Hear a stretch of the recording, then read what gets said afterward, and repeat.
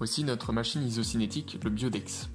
Isocinétique veut dire vitesse constante. La machine permet donc de faire un mouvement articulaire à vitesse constante. Une multitude d'accessoires pour le rachis et le genou dans cette démonstration permet de travailler la quasi-totalité des articulations. Ces accessoires sont attachés au dynamomètre qui est la pièce maîtresse de la machine. En effet, c'est lui qui va gérer toutes les informations, vitesse, amplitude, résistance, qui sont transmises et gérées via le logiciel informatique par l'opérateur. L'objectif principal est de pouvoir évaluer la force musculaire au niveau d'une articulation afin de la comparer avec le membre sain ou de faire une comparaison pré-post-rééducation. Il est également possible d'effectuer la rééducation sur machine avec un retour en direct de la force développée par le patient.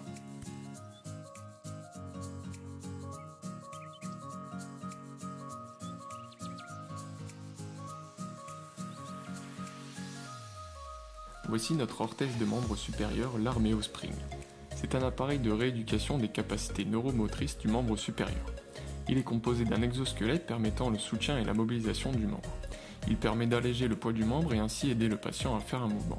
L'exercice se fait par le biais d'un retour visuel sous forme de jeu interactif, ici la carabine et le air hockey.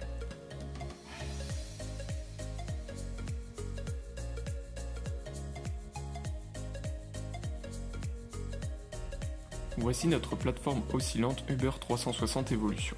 Cet appareil permet de travailler le renforcement musculaire, l'équilibre, la proprioception, la coordination, etc. Elle est dotée d'une plateforme motorisée multi-axe avec capteur de force. Cela permet d'avoir une infinité de trajectoires avec un retour visuel de la force et de la position de centre de gravité du patient. Une application dédiée permet de créer des programmes, avoir un retour et enregistrer les résultats sur tablette.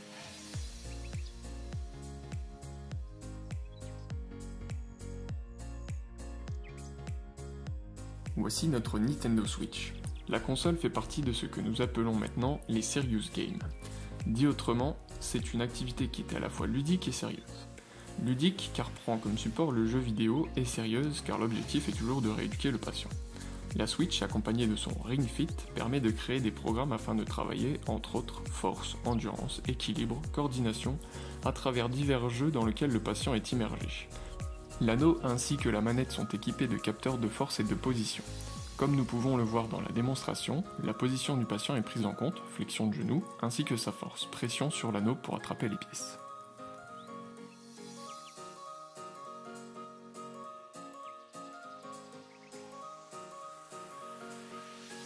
Depuis le premier confinement, le centre Hélène Borel s'est plongé dans la réalité virtuelle grâce à 5 casques qui peuvent vous téléporter. Pleinement immergés à 360 degrés dans les ambiances apaisantes, ils ont pour but de transporter nos patients, résidents ou personnes accueillies, voire même professionnels dans des environnements où nous ne mettrons jamais les pieds. Grâce à ces casques, vous pourrez partir en voyage à la découverte des terres et animaux peuplant l'Arctique, la forêt amazonienne, la savane, les fonds marins des coraux du Pacifique, mais aussi dans l'espace en compagnie de Thomas Pesquet. L'objectif est de transporter la personne en lui procurant une sensation de bien-être, d'évasion au travers de ces environnements relaxants. L'activité a même été à ce jour protocolisée au SSR afin de travailler sur la prise en charge de la douleur. Alors prêt pour l'aventure et pour vous détendre ? Moi, j'étais dans un autre monde. Depuis maintenant presque un an, nous nous sommes lancés dans le suivi de nos patients en utilisant comme technique la télérééducation. En effet, ce type de suivi utilisant les technologies de l'information et de la communication, TIC, est en progrès constant. Et encore plus depuis quelques mois avec les dernières mesures sanitaires. Un PC portable, une connexion internet, l'utilisation du logiciel Predis et c'est parti. L'utilisation de la télérééducation a le potentiel d'améliorer l'accessibilité aux services de réadaptation et de rééducation pour nos patients à distance sans qu'ils aient à devoir se déplacer ou s'organiser de façon conséquente dans la journée. En place chez nous depuis avril 2021 et les premières phases de test, nous avons décidé de l'utiliser dans un premier temps avec le groupe Obésité. Le groupe Lombalgique, quant à lui, débutera sa première séance le 2 mars 2022. A ce jour, le retour des thérapeutes qui appréhendaient un peu le concept est 100% positif. Celui des patients également qui prennent plaisir à se retrouver même à travers un écran. Le fait d'avoir des conseils post-sortie après une mise en place des acquis au domicile est réellement bénéfique. Grâce à la télérééducation, les finalités fondamentales d'autonomisation du patient, de suivi à distance et son maintien au domicile peuvent être pleinement réalisées.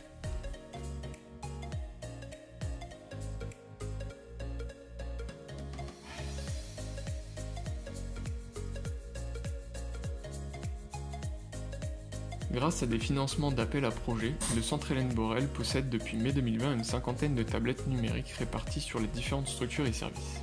Ces tablettes sont essentiellement utilisées par les personnes accompagnées pour des visios, avoir accès à Internet ou encore se divertir. En 2021, toujours grâce à un appel à projet, nous avons pu financer des ateliers d'initiation à cet outil numérique en ciblant les personnes accompagnées qui avaient le plus de difficultés. Ces ateliers ont vraiment boosté l'utilisation de nos tablettes à ce jour. Ces tablettes sont également d'excellents supports d'accessibilité grâce notamment à des applications. Vous pouvez voir en image l'une d'entre elles qui permet aux malentendants de visionner en lecture ce qui est dit par exemple par une autre personne dans la même pièce.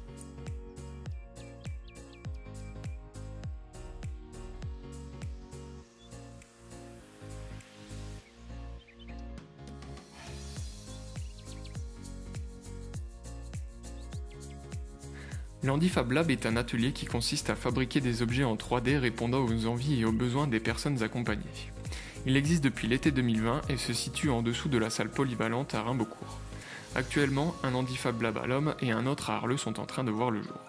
Là encore, ces projets existent en grande partie grâce à des financements obtenus.